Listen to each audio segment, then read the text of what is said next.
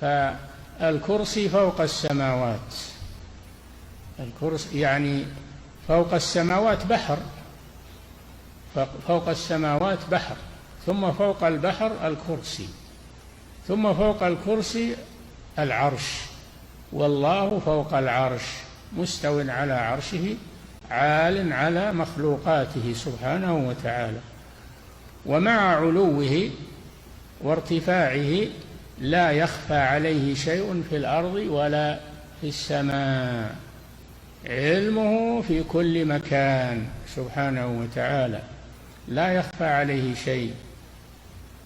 ما تسقط من ورقة إلا يعلمها، ولا حبة في ظلمات الأرض، ولا رطب ولا يابس إلا في كتاب مبين. نعم.